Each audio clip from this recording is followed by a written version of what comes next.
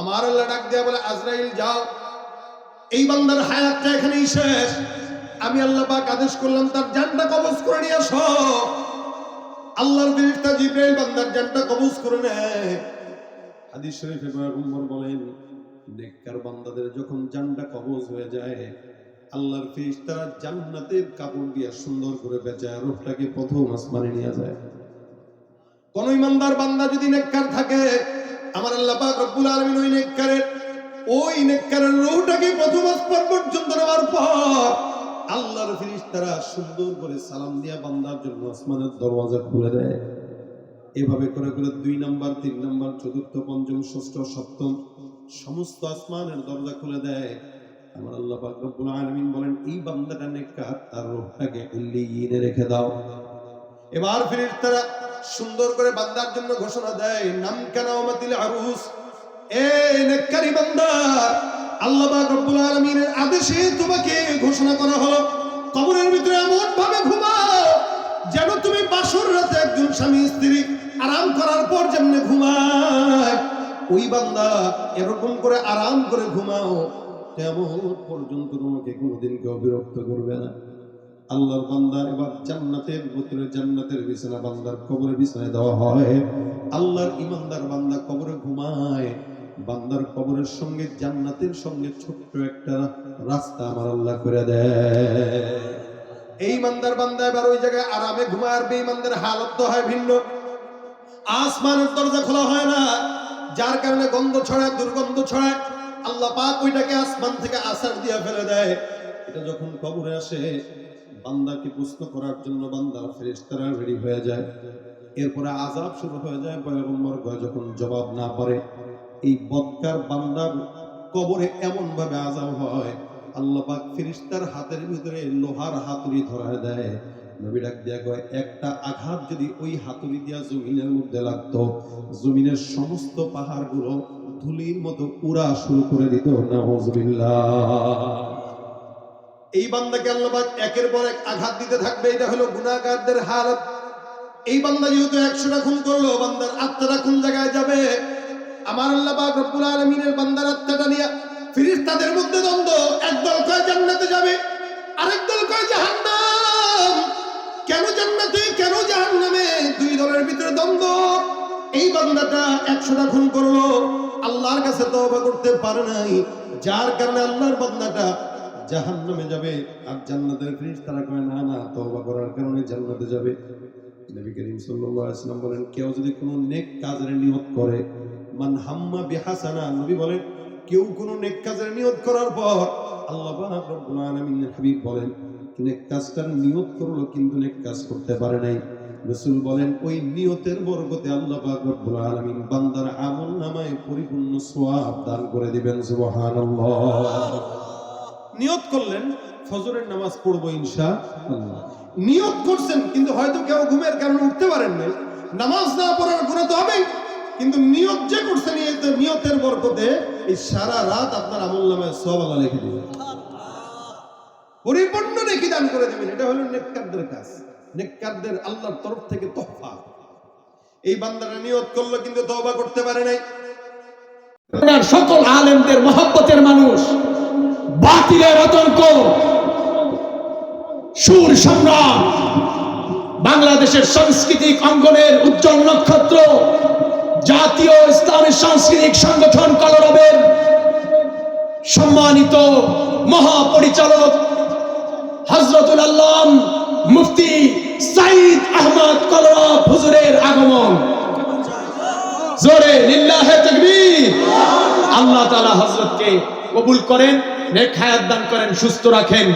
একটা মানুষও যদি উঠি করেন, কলিজা দিয়ে কষ্ট পাবো, এই কলিজার ভিতরে আঘাত লাগবে, কষ্ট দিবেন। একজন উঠবেন।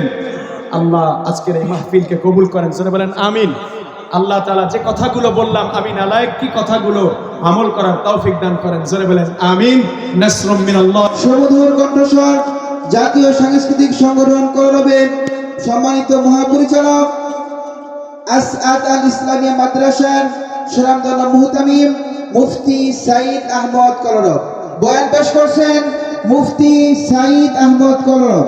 আমি হযরতকে তার মূল্যবান তাকরীর পেশ করার জন্য সবিনয় অনুরোধ জানাচ্ছি। মেহেরবানি করে যারা দাঁড়িয়ে আছি আমরা বেহেশতের বাগানে সকলে বসে যাই, যারা বাইরে দাঁড়িয়ে আছি সবাই ভিতরে এসে বসে যায়।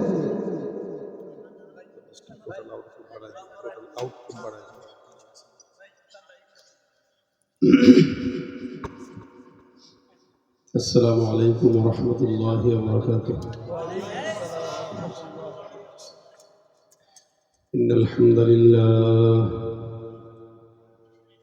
الحمد لله علي الذات عظيم الصفات سمي السمات كبير الشان جليل القدر رفيع الذكر مطاع الأمر جلي البرهان فخيم الاسم عزيز العلم وسيع الحلم كثير الغفران ونشهد أن لا إله إلا الله وحده لا شريك له ونشهد أن سيدنا وسندنا وحبيبنا وحبيب ربنا وطبيبنا وطبيب قلوبنا ومولانا محمدا عبده ورسوله صلى الله عليه وعلى آله وأصحابه وبارك وسلم تسليما كثيرا الذي أرسله الله تعالى بالحق بشيرا ونذيرا وداعيا إلى الله بإذنه وسراجا منيرا أما بعد فأعوذ بالله من الشيطان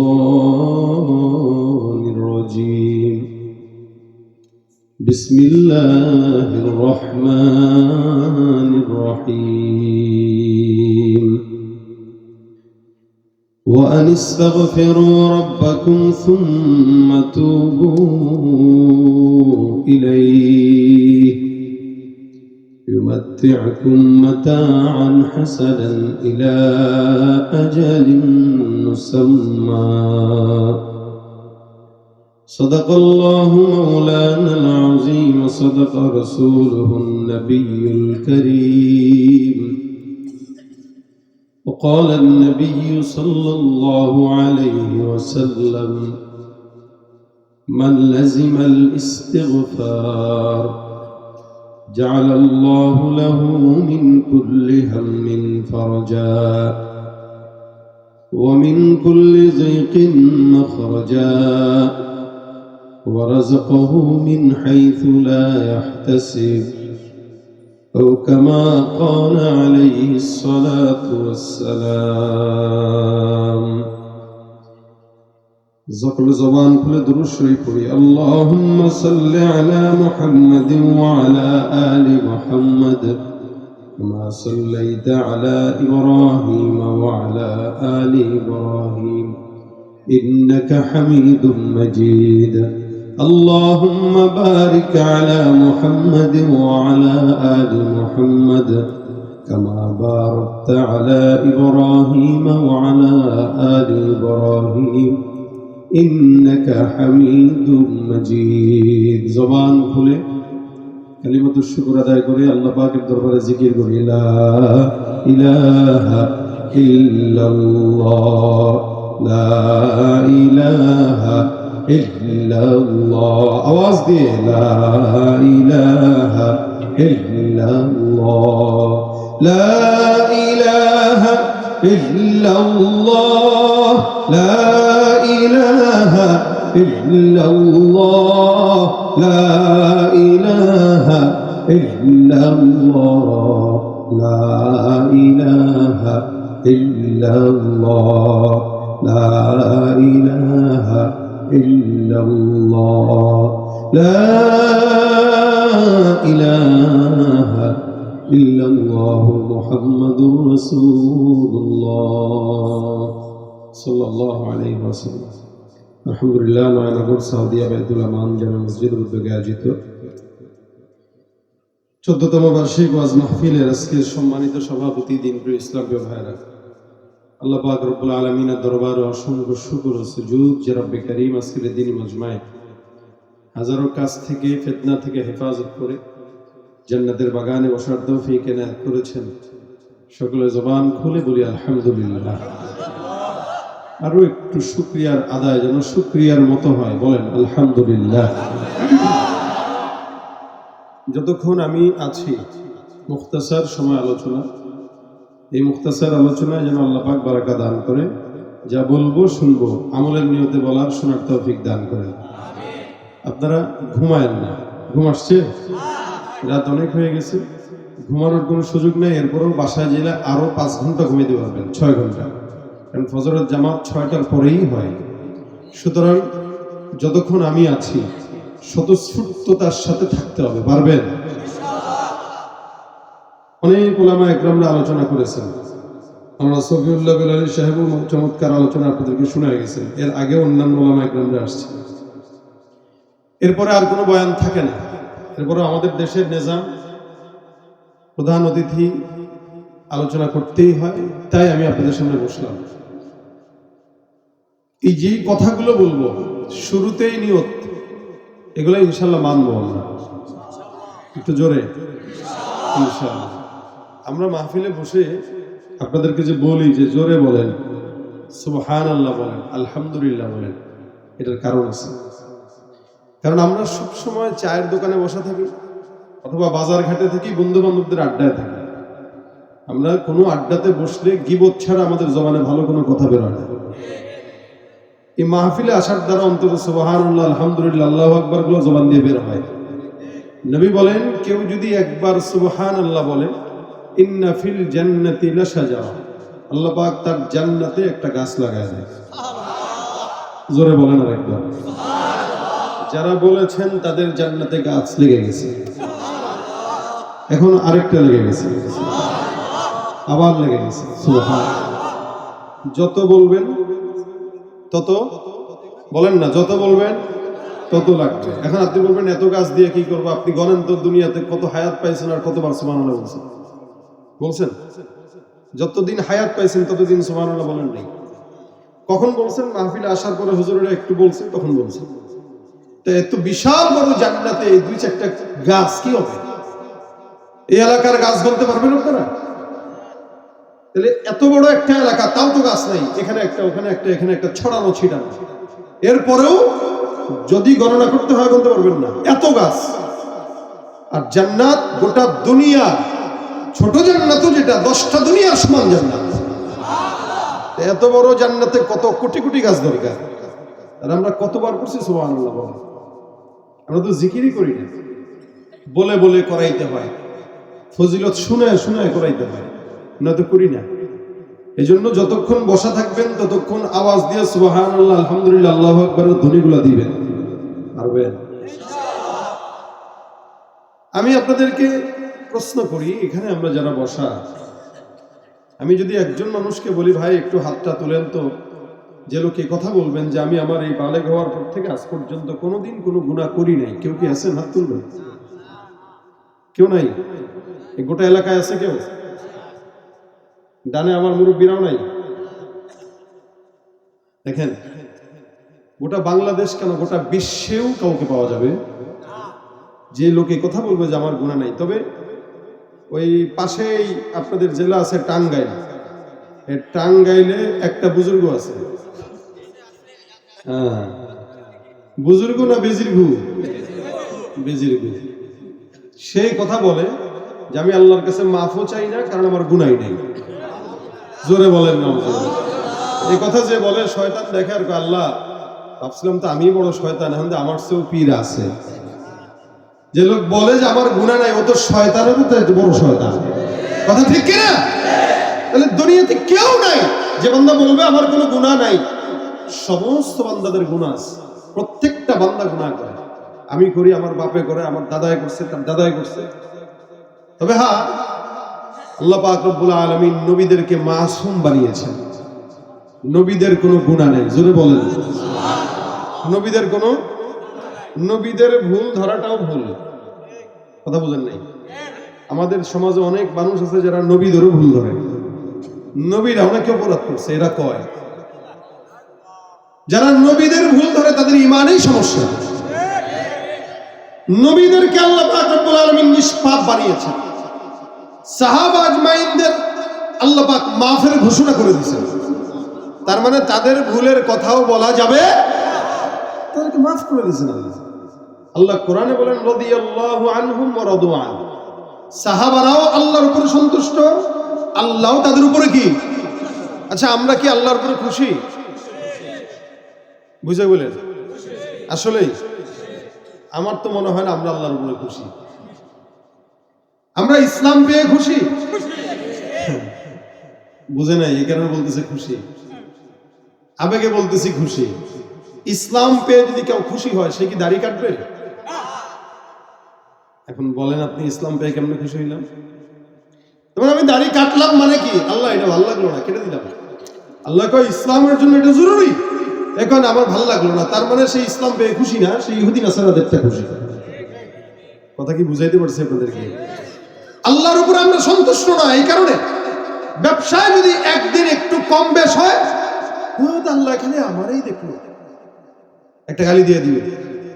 আল্লাহ এখানে আমার উপরেই বিপদ দিল, আল্লাহ এখানে আমারই বুঝলো, আমারই দেখলো। এই যে আল্লাহ পাকের উপরে কি করে প্রশ্ন তুলে দেয়, তার মানে সে আল্লাহর উপরে খুশি না। খুশি হইলে বিপদে পড়লেও বলতো আলহামদুলিল্লাহ, আবার নিয়ামত পাইলেও বলতো আলহামদুলিল্লাহ। কি বলেন, কথা ঠিক না? ইমানদার আল্লাহ পাক খুশিতে রাখলেও খুশি, বেজারে রাখলেও কি? এটাই তো ইমানদারের কাজ। সাহাবা একটা এটা ছিল বলেই তো রাদিয়াল্লাহু আনহু ওয়া রাদু আনহু। সাহাবা আজমাইন বিপদে পড়লেও আলহামদুলিল্লাহ, মুসিবতে পড়লেও আলহামদুলিল্লাহ, আবার শুকরিয়া করলেও আলহামদুলিল্লাহ। কারণ নিয়ামত দেয় কে? মুসিবত দেয় কে? নিয়ামতও আল্লাহ, মুসিবতও আল্লাহ। মুসিবত পাওয়ার পরে বান্দা সবর করবে তো জান্নাত পাবে, নিয়ামত পাওয়ার পরে শুকর করবে, নিয়ামত বাড়ায় দিবে, জান্নাত দিয়ে দিবে। দুইটার বিনিময়ে কি? কথা কয় না। দুইটার বিনিময়ে কি? নিয়ামতের বিনিময়ে কি? জান্নাত। মুসিবতের বিনিময়ে কি? মুমিনের তো লস প্রজেক্ট নাই, মুমিনের কোন লস প্রজেক্ট নেই, সব জায়গায় লাভ আল্লাহ। কিন্তু আমরা বুঝি নাই, কারণ আল্লাহর উপর আমরা সন্তুষ্ট না। সাহাবা আজমাইন আল্লাহর উপর সন্তুষ্ট ছিলেন। এ দুনিয়াতে আমরা সবাই গুনাহগার, নবীরা ছাড়া, সাহাবারা ছাড়া। সাহাবীদেরকে আল্লাহ মাফ করে দিয়েছেন। এরপরে আসেন তাবেঈন। আল্লাহ পাক তাবেঈদেরকেও মাফ করবেন, রাসূল সাল্লাল্লাহু আলাইহি ওয়াসাল্লাম বলেছেন।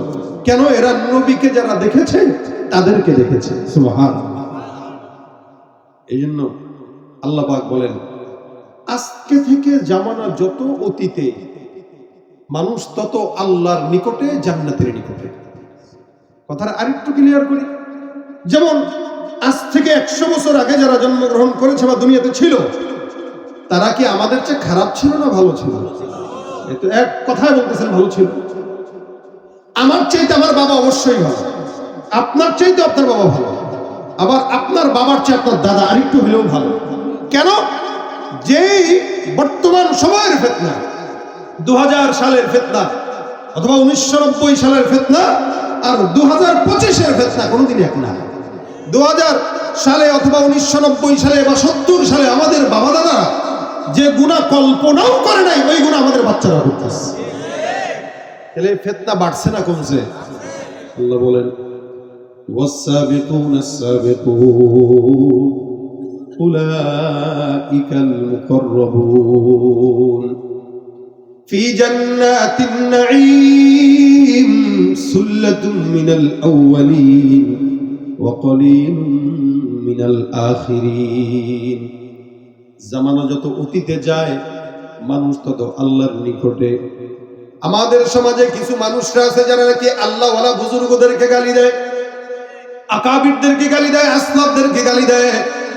ইমানদার আল্লাহওয়ালা বুজুর্গ যারা অতিবাহিত হয়ে গেছে তাদেরকেও গালি দেয়। কিন্তু মনে রাখবেন, আল্লাহ পাক বলেন অতীতে যারাই চলে গেছে তারা আল্লাহর নিকটে ছিল, জান্নাতের নিকটে ছিল। নবী করিম সাল্লাল্লাহু আলাইহি ওয়াসাল্লাম বিদায় হয়ে গেছে 1450 বছর। 1450 বছর যে নবী বিদায় হলেন, যেই ব্যক্তিটা নবীর থেকে 100 বছরের দূরত্বে জন্মগ্রহণ করেছে, অথবা যেই ব্যক্তিটা নবীর থেকে 1000 বছর থেকে দূরত্ব জন্মগ্রহণ করলো, আজকের থেকে যেই ব্যক্তিটা 100 বছর আগে জন্মগ্রহণ করলো, আমাদের চাইতে 100 বছর হলো সে আমার নবীর নিকটে। আবার যেই ব্যক্তিটা 1000 বছর আগে জন্মগ্রহণ করলো, ওই ব্যক্তিটা আমাদের চেয়ে 1000 বছর নবীর নিকটে। অর্থাৎ যে ব্যক্তি আমার নবীর যত নিকটে, ওই ব্যক্তি আল্লাহর জান্নাতের নিকটে। যে ব্যক্তি আমাদের থেকে নবীর থেকে যত দূরে, ওই ব্যক্তি আল্লাহর জান্নাত থেকে তত দূরে। গতকালের জন্মগ্রহণ করা সন্তান আগামীকালের জন্মগ্রহণ করা সন্তান থেকে একদিন হলেও পয়গম্বরের নিকটে। কেন? সে 2 দিন আগে জন্মগ্রহণ করছে, আর আমি 2 দিন পরে আসছি। সিনিয়র জুনিয়র ব্যাপার আছে না? আমরা তো স্কুল কলেজে যারা পড়ি, মাদ্রাসায় পড়ি, যে ব্যক্তিটা 1 বছর আগে ফারাক হয়েছে আর যে 1 বছর পরে ফারাক হয়েছে, সে আর তার সাথে 1 বছরের সিনিয়র জুনিয়র সময়, তুই কিন্তু আমার ছোট ভাই। হ্যাঁ, কেন? তো তুই আমার পরে, আমি তোর 1 বছর আগে। তাহলে যেই ব্যক্তিটা নবীর জন্মগ্রহণ করার পরে নবীর থেকে 100 বছর দূরে মাত্র, সে আমাদের চেয়ে 1300 বছর আগে দুনিয়াতে আসছে, তার মানে সে নবীর নিকটে না দূরে? নিকটে। এমনই ভাবে প্রত্যেকটা মানুষ যে যত বেশি নবীর নিকটে, তত বেশি আল্লাহর জান্নাতের নিকটে। সুবহানাল্লাহ। ভাইরা আমার, এই কারণে আল্লাহ পাক রব্বুল আলামিনের হাবিব বলেন, এই জন্য যারা নিকটে তারা জান্নাতি। আল্লাহ পাক বলেন, যারা নিকটে তারা আল্লাহর নিকটবর্তী, জান্নাতের নিকটবর্তী। জমিনের মধ্যে এই সমস্ত নিকটবর্তী বান্দারা আল্লাহর জান্নাতের নবীর সঙ্গে নিকটে থাকার কারণে আল্লাহ পাক তাদেরকে জান্নাতি বানায় দেয়। কারণ জমিন যত অতীতে চলে গেছে, ফিতনা তত কম ছিল। জামানা যত সামনে আগায়, ফিতনা তত বাড়ে না, কমে। আবার আগামী 5 বছর পর, 10 বছর পর ফিতনা আরো বাড়বে না কমবে? অনেক বাড়বে। যত সামনে জামানা আসবে, ততই ফিতনা বাড়বে। এ মুসলমান নবীর উম্মত, এই ফিতনার মধ্যে আল্লাহ পাক রব্বুল আলামিন বান্দাকে ডাক দেয়, যদি গুনাহ হয়েই যায়, আমারও গুনাহ হয়, আপনাদেরও গুনাহ হয়, এমন কোন বান্দা নাই যে বান্দার গুনাহ হয় না। আমার আল্লাহ পাক রব্বুল আলামিন বলেন, গুনাহ যদি হয়ে যায়, বান্দা কাজ করবা 2টা। 1 নাম্বার, ওয়া আনিস্তাগফিরু রাব্বাকুম সুম্মা তুবু ইলাইহি। খুব মনোযোগের সঙ্গে শুনেন। আল্লাহ পাক বলেন, 1 নম্বরে বান্দা ইস্তিগফার করবা, 2 নম্বরে তাওবা। কোন বান্দা যদি 1 নম্বরে ইস্তিগফার আদায় করে আর 2 নম্বরে তাওবা করে, আমার আল্লাহ পাক রব্বুল আলামিন বলেন, ওই বান্দাকে আমি আল্লাহ পাক কি নিয়ামত দেব শুনেন। ইস্তিগফার আর তাওবা এক জিনিস নয়, আলাদা আলাদা বিষয়। ইস্তিগফার মানে হলো এখন গুনাহ করলাম, এই মুহূর্তে গুনাহ থেকে আল্লাহর দরবারে মাফ চাওয়া। আর তাওবা হলো যেই গুনাহ করলাম আর জিন্দেগিতে গুনাহ করব না, এই মর্মে আল্লাহর দরবারে ওয়াদাবদ্ধ হওয়া। এই 2টা কাজ যদি কোনো বান্দা করে, আমার আল্লাহ পাক রব্বুল আলামিন বলেন, ইউমাত্তিউকুম মাতাআন হাসানা ইলা আজালিন মুসাম্মা।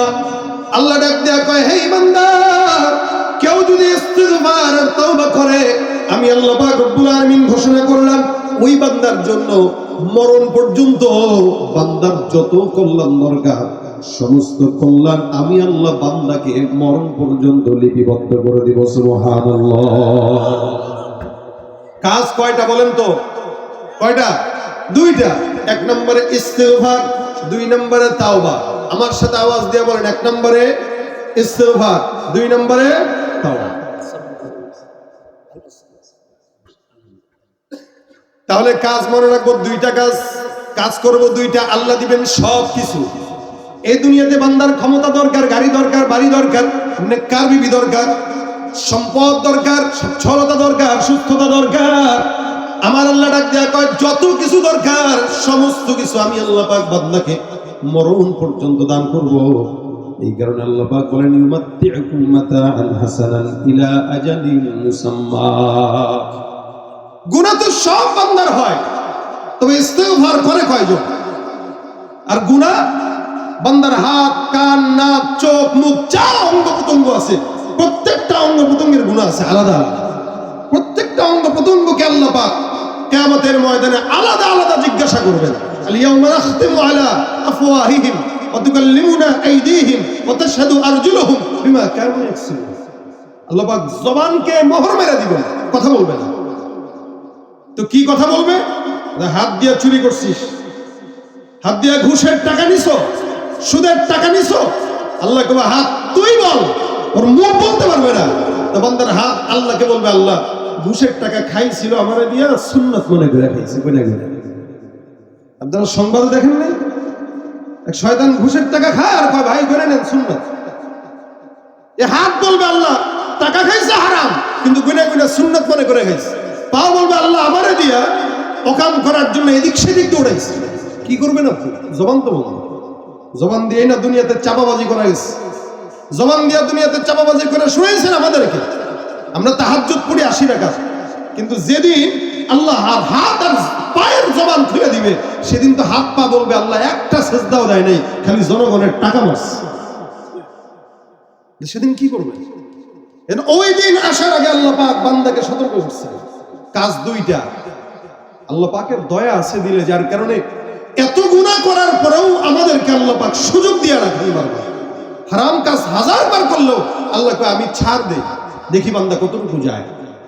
1000 গুনাহ 1000 অন্যায় আল্লাহ পাক ছেড়ে দিয়ে রাখেন, দেখি বান্দা মাফ চায় কিনা।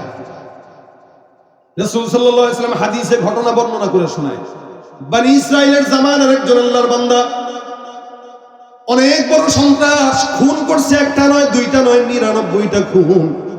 আল্লাহর নবী ডাক দেয়া কয় 99টা খুন করার পর বান্দার মাথার মধ্যে আসলো আল্লাহর কাছে ক্ষমা চাওয়া দরকার। কি করব?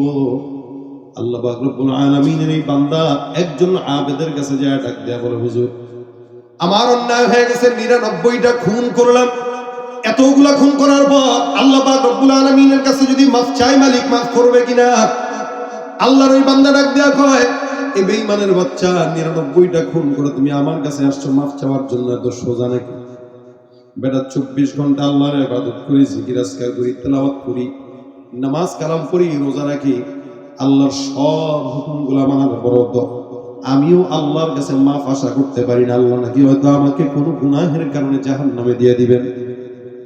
আর তোমার মতো একজন 99টা খুনের আসামি তুমি আসছো, আল্লাহ পাক তোমার মাফ করবে মনে করছো? না না, এত সহজ নয়। 99টা খুন যদি করে থাকো, 99টা খুনের জাহান্নামের আযাবে যায়, তারপরে আল্লাহ তোমার মাফ করবে। বান্দার মেজাজটা একটু গরম হয়ে গেছে, আরে বলে কি এতগুলা খুন করলাম, মাফ তো চাওয়ার ইচ্ছা করলাম, আল্লাহ যদি মাফ না করে তাহলে ভালো হওয়া দরকার কি? বান্দার মেজাজ খারাপ হয়ে গেছে, চিন্তা করে, হুজুর ভাবছিলাম ভালো হয়ে যাবো, মাওলা মনে হয় মাফ করবে, আপনি বলতেছেন আল্লাহ মনে হয় মাফ করবে না, তাহলে আর ভালো হওয়া দরকার কি? পকেটের ভিতরে চাকু ছিল, চাকুটা বের করে হুজুরের পেটের ভিতরে ঢুকাই দিয়ে এটারও হত্যা করে ফেলছে। আগে ছিল 99টা হত্যা, এখন হইল 100টা। এবার আল্লাহর কাছে ডাক দেয়া বলে, মালিক এতগুলা খুন করার পর তাওবার জন্য আসছিলাম, গুনাহ তো মাফ হয় নাই, আবার গুনাহটা বাড়ায় গেলাম, কি করব? আল্লাহ যেতে যেতে যেতে যেতে বান্দা একজন আলেমের কাছে গেল, আলেমকে ডাক দেয়া বলে, হুজুর আমি আমার জিন্দেগিতে এমন কোনো গুনাহ নাই যে গুনাহটা আমি করি নাই। সর্বশেষ 99টা খুন করার পর একজন আল্লাহর বান্দার কাছে গিয়েছিলাম মাফ পাওয়ার জন্য। ওই বান্দা ডাক দেয়া কয়, আমি নাকি মাফ পাবো না, মেজাজ গরম হয়ে যাওয়ার কারণে তাকেও হত্যা করে ফেললাম। আপনার কাছে আসলাম, আপনি বলেন আল্লাহ পাক রব্বুল আলামিন যেন আমাকে মাফ করে দেয়, এমন কোন তওবার কথা যদি থাকে আপনি আমাকে শোনান। আল্লাহর বান্দা ডাক দেয়া কয়, কয়টা খুন করছো? বলে 100টা। তো তোমার 100টা খুনের গুনাহ যেখানে শেষ, আমার মাওলার দয়া মাত্র আসমান থেকে সেখান থেকেই শুরু হয়ে যাবে। মাত্র খুন করলা তুমি 100টা।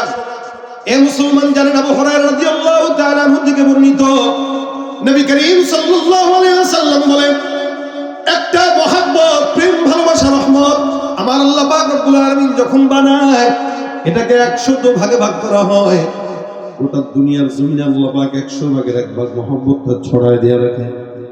ইনসানের ভিতরেও 1 ভাগ, জিন্নাতের ভিতরেও 1 ভাগ, মাখলুকাতের মধ্যেও 1 ভাগ, গোটা দুনিয়ার জমিনে 1 ভাগ ছড়ায়া মায়ের প্রতি সন্তানের যদি এত ভালোবাসা হয়, সন্তানের প্রতি মা বাবার যদি এত প্রেম মহব্বত হয়, আমার আল্লাহ নবী ডাক দিয়া কয়, বান্দা 99 ভাগ মহব্বত কেবলমাত্র আমার আল্লাহ শুধুমাত্র বান্দাকে ক্ষমা করার জন্য আল্লাহর কাছে রেখে দিয়েছে। ক্ষমা করবেন কে? আমরা মানুষ মানুষকে ক্ষমা করতে পারি না, কিন্তু আল্লাহ বান্দারে ক্ষমা করেন নির্দ্বিধায়। নবী করিম সাল্লাল্লাহু আলাইহি ওয়াসাল্লামকে আল্লাহ বলছেন, হে নবী, কিয়ামতের ময়দানে আপনার সব গুনাহগার বান্দাদেরকে একের পর এক চোখ বন্ধ করে সুপারিশ করেন, কোনো টেনশন নাই, লা উবালি, আমি কারো পরোয়া করি না আমার গুনাহগার বান্দাকে ক্ষমা করার জন্য। আপনি সুপারিশ করতে করতে ক্লান্ত হবেন, আমি আল্লাহ মাফ করতে করতে ক্লান্ত হব না। সুবহানাল্লাহ। কে ক্ষমা করেন? কে? তুমি পারো করতে মোচন অভাব দুঃখী লোকের, তুমি পরম মুক্তি দাতা মালিকে জগতের, তুমি পারো করতে মোচন অভাব দুঃখী লোকের, তুমি পরম মুক্তি দাতা মালিকে জগতের, তোমার কাছে চাই যে পানা আমরা প্রতিদিন, তোমার দয়ায় পূর্ণ আমার সারা নিশিদিন। দয়া করেন কে? তা আমাদেরকে ক্ষমা করবে না? কথা কয় না, করবে কি? আশা রাখেননি আপনারা? ইনশাআল্লাহ। নবী বলেন, আমার উম্মত হওয়ার কারণে আখেরি উম্মতদেরকে সব নবীর উম্মতের আগে জান্নাতে দিয়ে দেবেন। সবাই পিছনে দাঁড়ায় থাকবে, আমরা জান্নাতে যাই ঢুকা খেলাধুলা শুরু করবো ইনশাআল্লাহ। নেবে না, আমাদেরকে নেবে না, কাকে নেবে? আল্লাহ পাক আমাদের জন্যই জান্নাত বানাইছে। জান্নাতটা ওয়াইদাত লিল মুত্তাকিন, আমাদের জন্য বানাইছেন। হ্যাঁ, এখন আপনি বলবেন হুজুর গুনাহ যে করছি, ভাই আপনার গুনাহ কতটুকু? সমুদ্রের ফেনা, আসমান পরিমাণ, 7 আসমান 7 জমিন, তার চেয়েতেও বেশি দয়া আমার আল্লাহর আছে না নাই? তা আপনি আল্লাহ পাকের রহমত থেকে নিরাশ কেন হন? কেন নিরাশ হন? আল্লাহ বলছেন, লা তাকুনাতু মির রাহমাতিল্লাহ, নিরাশ হওয়া যাবে। আপনার গুনাহ বেশি হইতে পারে, কিন্তু আল্লাহর দয়া তার চাইতেও বেশি। আল্লাহ পাক বান্দাকে, গোটা দুনিয়ার সব বান্দাকে মাফ করে দিল, আল্লাহর কোনো যায় আসে? হ্যাঁ, সুবহানাল্লাহ। আল্লাহ পাক ক্ষমা করার জন্য আসমানে বান্দাকে ডাক দেয়, আলা মিন মুস্তাগফির, এই চানেওয়ালা কেউ থাকলে চাও, তুমি চাইতে দেরি করবা। নবী বলেন, কেউ যদি তার দিল থেকে একবার বলে আস্তাগফিরুল্লাহ, সমুদ্রের ফেনা পরিমাণ গুনাহ থাকলেও আল্লাহ মাফ করে দেয়। বান্দার জন্য আল্লাহ পাক হাজারো রাস্তা খুলে রাখছে, আমরা চাইতে জানি না। আমরা যেই পরিমাণে আমাদের পীর আর নেতাদের পিছনে ছুটি আর ডাকি, ওই পরিমাণে আল্লাহকে ডাকলে সবাই আমরা বুজুর্গ থাকতাম। সবাই আমরা যেই পরিমাণে মানুষের গোলামি করি, এই পরিমাণে আল্লাহর গোলামি যদি করতাম, তা আল্লাহ ওয়ালা হইতাম, বুজুর্গ থাকতাম, ওলি হয়ে যেতাম। কিন্তু আমরা আল্লাহকে ডাকতে জানি না, মুশকিল হয়ে যাবে। ডাকাটা জানতে হয়, যখন মন চায় তখন ডাকেন, কোনো টেনশন নাই। আল্লাহ কয়, তুই হেঁটে হেঁটে আগাবি, আমি তোমার দিকে দৌড়ায় আগাবি। আল্লাহ দৌড়াবে আমার দিকে, এটা আল্লাহ পাক কথাই দিয়ে রাখছে। এই বান্দাটা এখন গেল, কয়টা খুন করছিল? 100টা। আলেম ডাক দিয়ে বলে, তুমি একটা কাজ করো, বহুদূর এখান থেকে, উদাহরণস্বরূপ মনে করেন ঢাকা পর্যন্ত, ঢাকায় যাবা, 2-4 জন আল্লাহওয়ালা বুজুর্গ দেখবা, তাদের সোহবতে সময় লাগাবা, তাদের সঙ্গে আল্লাহর দরবারে মাফ চাবা, ইনশাআল্লাহ তওবার বরকতে আল্লাহ পাক তোমারে মাফ করে দিবেন। এই গুনাহগার চিন্তা করে, কি এত সহজ মাফ চাওয়া? একজন কইলো মাফ নাকি সারা জিন্দেগিতেও পাবো না, মেরে আসলাম এটা। আর এ কয় আল্লাহ নাকি আমারে চাইলেই মাফ করে দিবে। 100 খুন এখানে কেউ করছেন? 100 খুন আছেন? একটা করছেন আছেন কেউ? থাকলেও তো বলেন, এটা বলার জিনিস, বলা দরকার নেই। আল্লাহর কাছে বললেন যে আল্লাহ আমি গুনাহ করছি, মাফ করে দিন, ইনশাআল্লাহ মাফ করবো। তাহলে দেখেন, এ বান্দা এখন হাঁটা দিছে, এখান থেকে মনে করেন ঢাকা পর্যন্ত যাবে, মনে করেন আছে হলো 70 কিলো 60 কিলো রাস্তা। এই 60 কিলো রাস্তা বান্দা রওনা হয়েছে, বাসার থেকে সুন্দর করে গোসল করছে, আতর টাতর লাগাইছে, লাগায় রওনা দিয়ে দিচ্ছে। যেতে যেতে যেতে যেতে বান্দা মাত্র 20 কিলোমিটার রাস্তা গেল, আমার আল্লাহ ডাক দেয়া বলে, আজরাইল যাও, এই বান্দার হায়াতটা এখানেই শেষ, আমি আল্লাহ পাক আদেশ করলাম তার জানটা কবজ করে নিয়ে আসো। আল্লাহর ফেরেশতা জিবরাইল বান্দার জানটা কবজ করে নেয়। হাদিস শরীফে পয়গম্বর বলেন, নেককার বান্দাদের যখন জানটা কবজ হয়ে যায়, আল্লাহর ফেরেশতারা জান্নাতের কাপড় দিয়ে সুন্দর করে বেচায় রূহটাকে প্রথম আসমানে নিয়ে যায়। কোন ইমানদার বান্দা যদি নেককার থাকে, আমার আল্লাহ পাক রব্বুল আলামিন ওই নেককারের রূহটাকে প্রথম আসমান পর্যন্ত নেওয়ার পর আল্লাহর ফেরেশতারা সুন্দর করে সালাম দিয়া বান্দার জন্য আসমানের দরওয়াজা খুলে দেয়। এভাবে করে করে 2 নাম্বার 3 নাম্বার 4র্থ 5ম 6ষ্ঠ 7ম সমস্ত আসমানের দরজা খুলে দেয়। আমার আল্লাহ পাক রব্বুল আলামিন বলেন, এই বান্দাটা নেককার, তার রূহটাকে ইল্লিয়িনে রেখে দাও। এবার ফেরেশতারা সুন্দর করে বান্দার জন্য ঘোষণা দেয়, নাম কানামাতিল আরুস, এ নেককারী বান্দা, আল্লাহ পাক রব্বুল আলামিনের আদেশে তোমাকে ঘোষণা করা হলো, কবরের ভিতরে এমন ভাবে ঘুমাও যেন তুমি বাসর রাতে একজন স্বামী স্ত্রী আরাম করার পর যেমনে ঘুমায়, ওই বান্দা এরকম করে আরাম করে ঘুমাও, তেমন পর্যন্ত তোমাকে কোনোদিন কেউ বিরক্ত করবে না। আল্লাহর বান্দা এবার জান্নাতের ভিতরে জান্নাতের বিছানা বান্দার কবরের বিছানায় দেওয়া হয়। আল্লাহর ইমানদার বান্দা কবরে ঘুমায়, বান্দার কবরের সঙ্গে জান্নাতের সঙ্গে ছোট্ট একটা রাস্তা আমার আল্লাহ করে দেয়। এই ইমানদার বান্দা এবার ওই জায়গায় আরামে ঘুমায়, আর বেঈমানদের হালত তো হয় ভিন্ন। আসমানের দরজা খোলা হয় না, যার কারণে গন্ধ ছড়ায়, দুর্গন্ধ ছড়ায়। আল্লাহ পাক ওইটাকে আসমান থেকে আসার দিয়া ফেলে দেয়।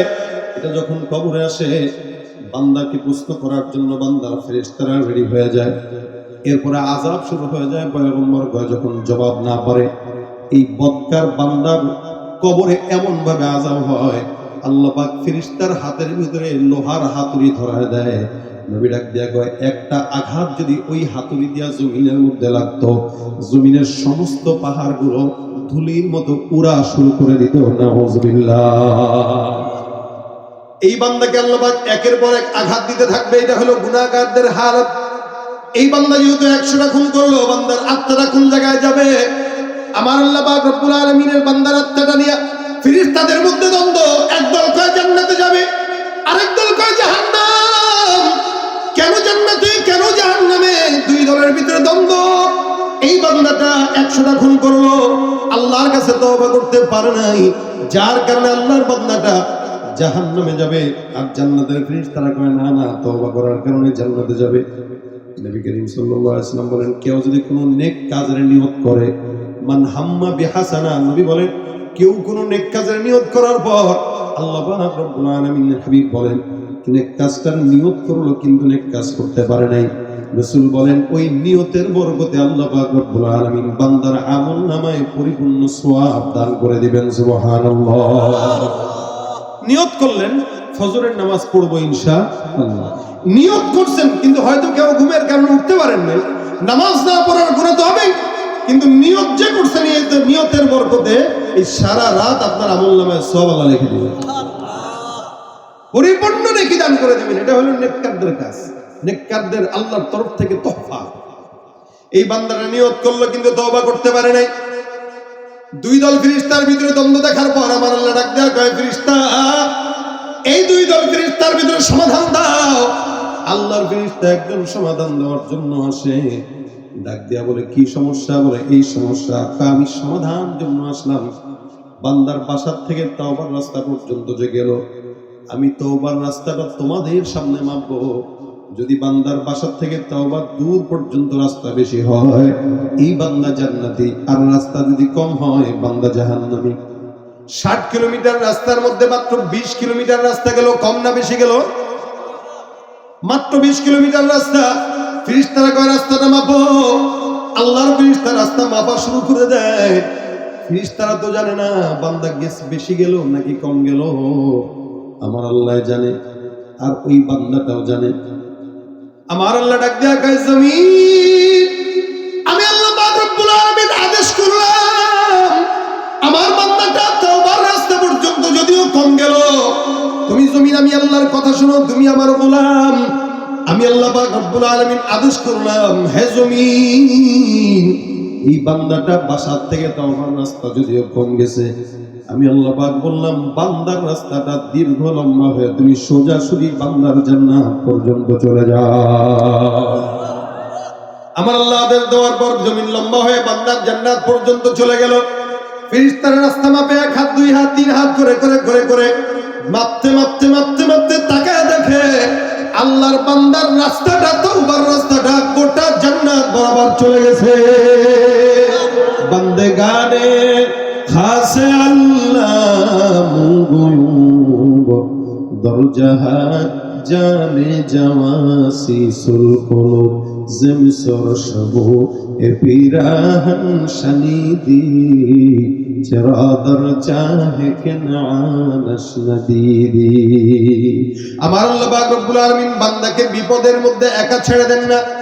এ মুসলমান, এই বান্দাটা যদিও নেক কাজ করে নাই, কিন্তু নেকের নিয়ত করলো। বনি ইসরাইলের উম্মত, আখিরি নবীর উম্মত হইলো একটা কথা ছিল, কিন্তু বনি ইসরাইলের উম্মত হওয়ার পরেও আল্লাহর নবী বলেন এই বান্দাকে তাওবার নিয়তের বরকতে আমার আল্লাহ মাফ করে দিয়েছে।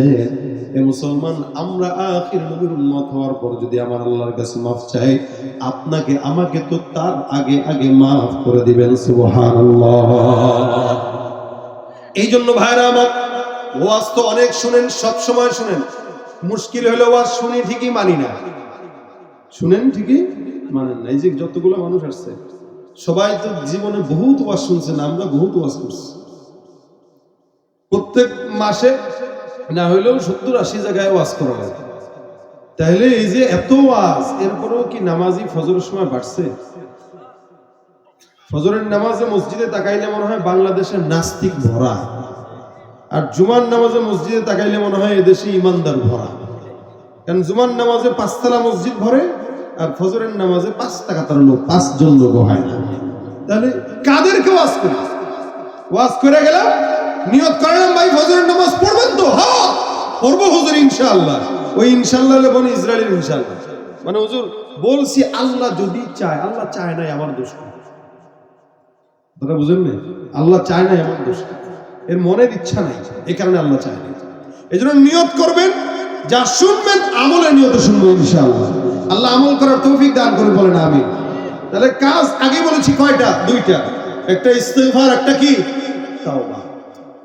হাসান বসরি রাহমাতুল্লাহ আলাইহি, উনি একবার উনার একটা খানকার মধ্যে বসা একজন মানুষ ঢুকলো।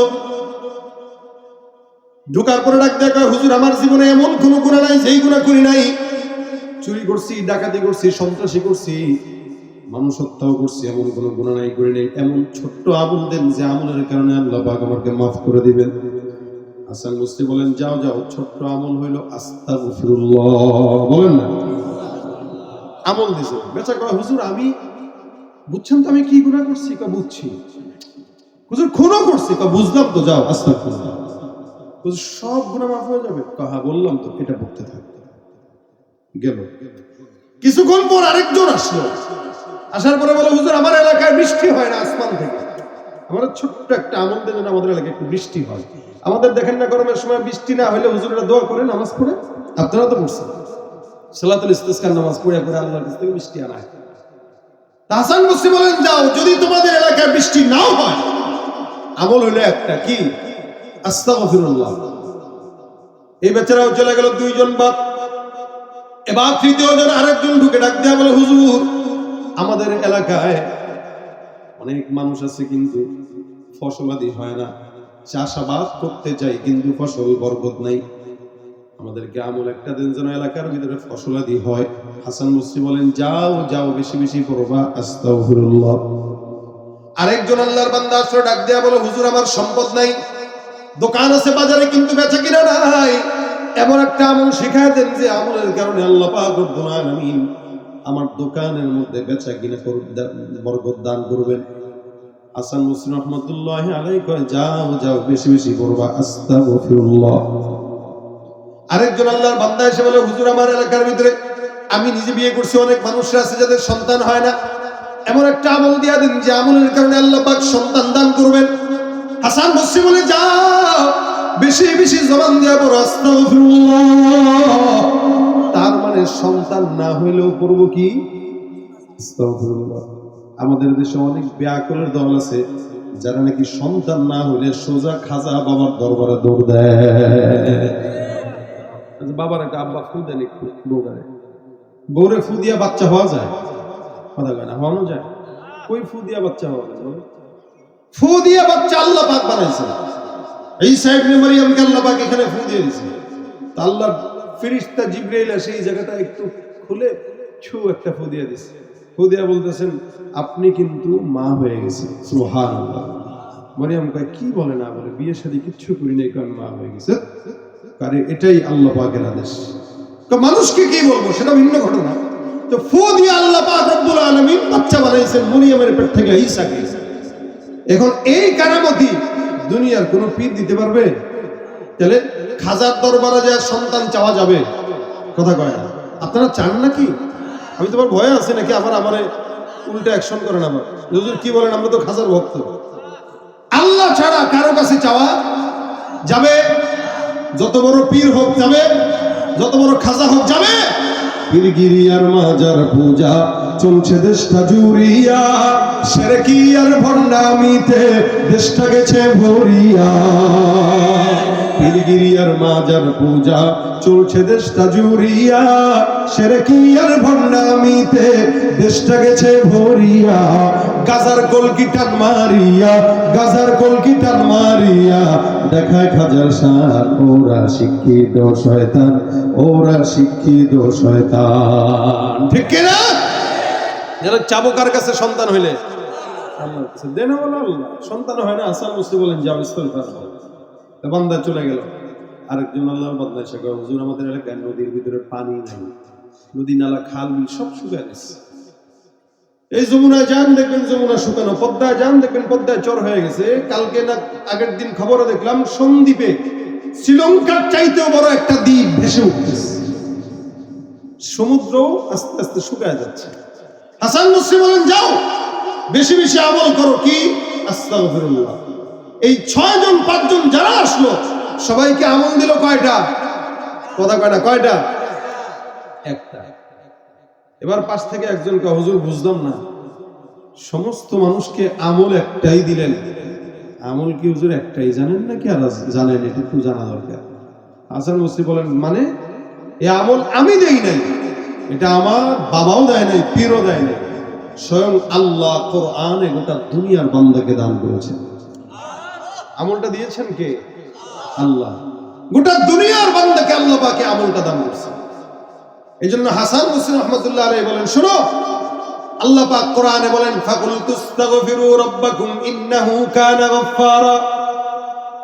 ফাকুল তুস্তাগফিরু রাব্বাকুম ইন্নাহু কানা গাফফারা।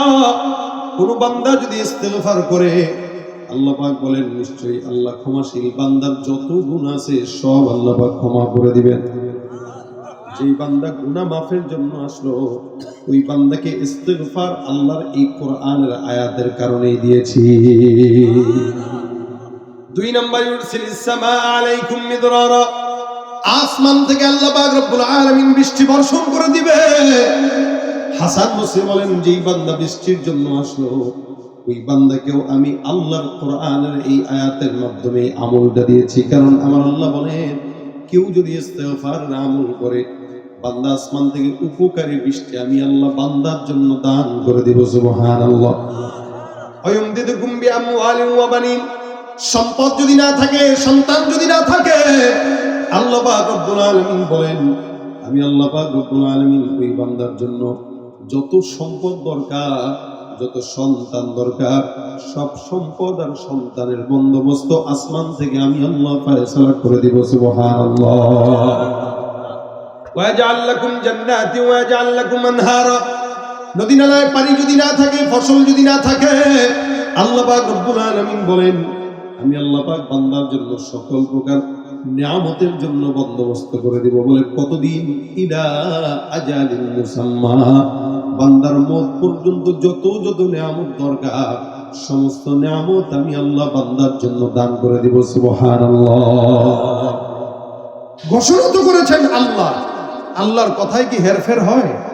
লা তাবদীলা লিকালিমাতিল্লাহ। আল্লাহর কোন কথায় এলোমেলো নাই, যা বলছেন তা হবেই, হতে হবে, কারণ ওয়াদা কার? দুনিয়ার মানুষ 2 নম্বরই করে। দুনিয়াতে মানুষ কথা দিয়া কথা রাখে না, আল্লাহ বান্দাকে কথা দিয়া কথা রাখে না, এটা হয়। এই জন্য ভাইরা আমার মজলিসে বসলাম, শাবান মাস চলতেছে, বরকতি মাস। যেহেতু শাবান মাস চলতেছে কিছু কথা শাবানের জন্য বলি। রাসূল সাল্লাল্লাহু আলাইহি সাল্লাম এই শাবান মাসে বেশি বেশি রোজা রাখতেন। আম্মা জান আয়েশা বলেন আমি অন্য কোন মাসে এমন রোজা রাখতে দেখি নাই যেটা শাবানে দেখতাম।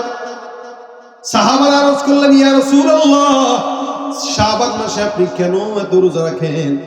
নবী আমার ডাক দেয়া সাহাবা আজমাইনের দল শুনো, শাবান মাসে আমার আল্লাহ পাক রব্বুল আলামিনের কাছে বান্দারা আমলনামা পেশ করা হয়। সুবহানাল্লাহ। আমরা যে আমল করি এই আমলগুলো শাবানে আল্লাহর কাছে পেশ হয়। রাসূল বলে আমি এই কারণে রোজা রাখি যে আমার আমলনামা যখন আল্লাহর কাছে যাবে আল্লাহ যেন দেখে যে আমি মুহাম্মদ রোজাদার অবস্থায় আছি। শাবানে আমল দিবস আল্লাহ পাক বান্দার আমলনামা হিসাব করে। আমলনামা, আমল শুমারি। আমাদের দেশে আদমশুমারি হয় না, কে কতটুকু বান্দা, এই দেশে কতটুকু আছে, জনসংখ্যা কত। আদমশুমারিতে মুসলমানের গণনা বেশি না কম বলেন তো? বেশি। এদেশে মুসলমানের সংখ্যা বেশি, আদমশুমারিতেও বেশি। কিন্তু আমল শুমারি যদি হইতো মুসলমান যতগুলা তার চাইতে অনেক কম থাকতো আমলদার মানুষ। আমল শুমারিতে আমলদার কম থাকতো। এই জন্য রাসূল বলেন আমাকে আল্লাহ পাক রব্বুল আলামিন যেন এইভাবে দেখে যে আমি একজন আমলদার, রোজাদার। এই জন্য রাসূল বেশি রোজা রাখতেন। তো যেহেতু শাবান মাস চলতেছে, শাবান মাসে আমরা চেষ্টা করব যারা রোজা রাখি না এখনো অন্তত একটা হলেও রাখার, যাতে রাসূলের সাথে মিশে। এবং এই শাবানে আমরা গুনাহ থেকে বেঁচে থাকবো। কেন? কারণ শাবানে আমার আমলনামা আল্লাহর কাছে যাবে, যেন আমার আমলনামাটা গুনাহগার অবস্থায় না যায়। রাজি আছি ইনশাআল্লাহ? শাবানে এই চেষ্টাটা করবেন যেন আল্লাহর কাছে আমার গুনাহ না যায়, আমলনামাটা যেন যায়। রোজাও রাখবেন, শাবান থেকে চেষ্টা করা, রমজানের চেষ্টা করা। অনেক বুজুর্গরা দিনটা বলতেন রজব মাস আমলের গাছের চারা লাগানোর মাস, শাবান মাস গাছে পানি দেওয়ার মাস, আর রমজান মাস ওই গাছ থেকে ফল পেড়ে খাওয়ার মাস। সুবহানাল্লাহ। মানে আমলের গাছ লাগাইবেন কোন মাসে? রজব মাসে। পানি দিবেন কোন মাসে? শাবান মাসে। এটা বড় হবে। আর রমজান যখন আসবে ফল পেড়ে পেড়ে খাবেন, একটা দুইটা না, একটা নেকের কাজ করবেন 70টা ফল পেড়ে খাবেন। এই জন্য শাবান হলে প্রস্তুতিমূলক। এই মাসে সবচাইতে একটা ঘৃণিত দিন আছে, যেটা 14ই ফেব্রুয়ারি। আমার দেশের যুবক ভাইরাই 14ই ফেব্রুয়ারি পালন করে। আল্লাহ হস্তে আপনাদের কাছে হাতে ধরে বলে যাই, সন্তানদের নজরদারিতে রাখবেন এবং যুবকেরা আল্লাহর হস্তে এই দিনে কোনো নোংরামি যেন না করে, এদিকে নিজের চেষ্টা করবে। কারণ এই দিনে দিবাগত রাত্রে লাইলাতুল নিসফি মিন শাবান, আমরা এমন কোনো কাজ যেন না করি যেটা আমাদের ঈমানকে হালকা করে দেয়, গুনাহের খাতায় নাম লেখানো হয়। যেহেতু এই মাসে আমলনামা পেশ করা হয়, কোন যুবক যুবতী যদি একসঙ্গে নোংরামি করার জন্য কোনো জায়গায় যায়, আল্লাহর কাছে ওদের আমলনামাটা কোন হালতে গেলে একটু চিন্তা করে দেয়। আমরা কতটুকু চিন্তা করি? হায়াত পাইছি কয় বছর, কয়দিন আল্লাহর কাছে চাইছি বলেন? এই জন্য রমজান আসতেছে, প্রস্তুতি এখন থেকে নেওয়া। রমজানটা যেন আমাদের আমলনামায় কাটে, বলেন আমিন। আমলের সাথে যেন কাটে। রমজানটা বান্দাকে মুত্তাকি শেখায়, মুত্তাকি হওয়া বানায়। এই জন্য রমজানের প্রস্তুতি এখন থেকে নেওয়া। বেশি বেশি ইস্তেগফার। আমি যে আয়াতে কারিমা তেলাওয়াত করেছি, আল্লাহ পাক বলেছেন বেশি বেশি ইস্তেগফার করো। নবী বলেন কেউ যদি তার জবানে ইস্তেগফার উঠায় নেয়, লাজিম বানায় না, আল্লাহ তার বান্দার সমস্ত পেরেশানি দূর করে দিবেন। মিন কুল্লি হাম্মিন ফারাজা, সব পেরেশানি দূর হয়ে যাবে। মিন কুল্লি যিকিন মাখরাজা, যত বিপদ আপদ আছে সব দূর করে দিবেন। এবং এমন জায়গা থেকে রিজিকের ফয়সালা করবে বান্দা কল্পনাও করতে পারবে না। আমরা তো বড়লোক হইতে চাই কি চাই না বলেন? টাকা যেন বেশি হয়, কারণেই তো এখানে চাকরি করে, আবার ওদিকে ওভারটাইমও করে, আবার থাকতালে মাঝে মাঝে ডিম হবেছে। কেন রে ভাই? ভাই অনেক টাকা দরকার, টাকা ছাড়া শান্তি নেই। তা আপনার টাকা লাগলে আপনি লাইনে কামান, বেলাইনে কামান। ঘুষ খায় টাকা কামাবেন, সুদ খায় টাকা কামাবেন, জনগণের টাকা চুরি করে কামাবেন। ক্ষমতা যতদিন থাকবে টাকা ততদিন থাকবে, ক্ষমতা নাই বাড়ি ঘর গাড়ি ঘর সব জ্বালায় দিয়ে পুরো ছাই করে দিবে। এটা হলো বেলাইনের টাকা কামানোর অবস্থা। আর লাইনে কামান, ইস্তেগফার করে কামান, 14 পুরুষ টাকা খেয়ে যাবে, টাকা নষ্ট হবে। লাইনটা কি? আস্তাগফিরুল্লাহ, বলুন না আস্তাগফিরুল্লাহ। এটা আমি আপনাদেরকে আমল দিতেছি না, আমি কোনো বুজুর্গ লোক না। আমি আল্লাহ পাকের আমলটাই আপনাদের কাছে পেশ করতেছি। এই আমলটা আল্লাহ দিয়েছেন। কে দিয়েছেন? আল্লাহ দিয়েছেন। আমলটা যেহেতু আল্লাহ দিয়েছেন, তার মানে অনেক বড় এবং গুরুত্বপূর্ণ। এজন্য কারো যদি বড় লোক হইতে মন চায়, আপনিও পড়েন আস্তাগফিরুল্লাহ। কারো যদি বিবাহ দরকার হয়, নেককার বিবি দরকার, আপনিও পড়েন আস্তাগফিরুল্লাহ। কারো যদি সন্তান নেককার দরকার, আপনিও পড়েন আস্তাগফিরুল্লাহ। কারো ক্ষমতা দরকার, আপনিও পড়েন আস্তাগফিরুল্লাহ। সুতরাং যে যেই নিয়তে পড়বে একটা আমল, আল্লাহ পাক যত কল্যাণ আছে সব দান করে দেন। ফিরি পাইতো আমরা, এই কারণে কোনো মূল্যায়ন নেই। যদি ইস্তেগফার করতে টাকা লাগতো আর 100 বার ইস্তেগফার করলে একটা মনের আশা পূরণ হইতো, আর এক একবার ইস্তেগফারের বিনিময়ে 10,000 টাকা করে দেওয়া লাগতো, তাহলে সারা জিন্দগি খালি ওই ব্যাংকের ভিতরে ওইটার নিয়তে টাকা রেখা 100 বার ইস্তেগফার করে 1 লাখ টাকা দিয়া এরপরে মোটামুটি একটা মনের আশা পূরণ করে এমপি হয়ে যায়, অথবা বাড়ি 10 তলা বানাই দেয়। কিন্তু ফ্রি তো আল্লাহ তো ইস্তেগফার করতে টাকাও নেয় না, কিচ্ছু নেই, কারণ গুরুত্ব নেই। এই জন্য যদি গুরুত্বের সাথে বলেন, ইনশাআল্লাহ মনের সমস্ত নেক আশা পূরণ করবেন আল্লাহ। আপনি আল্লাহর উপরে বিশ্বাস যতটুকু রাখবেন, আল্লাহ ততটুকুই দিবেন। আনা ইনদা জন্নি আব্দি, কতটুকু ধারণা আপনার আল্লাহর প্রতি আছে এটা আপনার মন জানে। আপনি কতটুকু ধারণা রাখছেন এটা আপনি জানেন, আপনার আল্লাহ জানেন। এই কারণে আজকে থেকে আমি আপনাদের সামনে খুব সাবলীল ভাষায় একদম ভাঙা কথায় কিছু কথা বললাম। আপনারাও নিরিবিলি, আমিও নিরিবিলি ওয়াজ শোনাই দিব। এই নিরিবিলি ওয়াজটা বাসা পর্যন্ত না, মরণ পর্যন্ত রাখবেন ইনশাআল্লাহ। বিপদে পড়ছেন, কোন নেতার কাছে যাওয়া দরকার নেই, হুজুরের কাছে যাওয়া দরকার নেই, পীরের দরবারে দৌড়ানোর দরকার নেই, খালি জবানটা খুলে পড়েন আস্তাগফিরুল্লাহ। কি পারবেন ইনশাআল্লাহ? আস্তে না জোরে? জোরে বলেন না। আমি নিয়ত করছি আমি পড়বো, কারা কারা পড়বেন একটু নিয়তটা করে হাতটা উঠায় দেন। আল্লাহ তৌফিক দান করো। এই যে নিয়ত করছেন, নিয়তটার জন্য হাতটা উঠে একটু কষ্ট দিলাম আর কি, কিন্তু এই কষ্ট হইলেও কাতাবাল্লাহু লাহু হাসানাতান কামিলা, আমলনামায় সওয়াব লেখা হয়ে গেছে।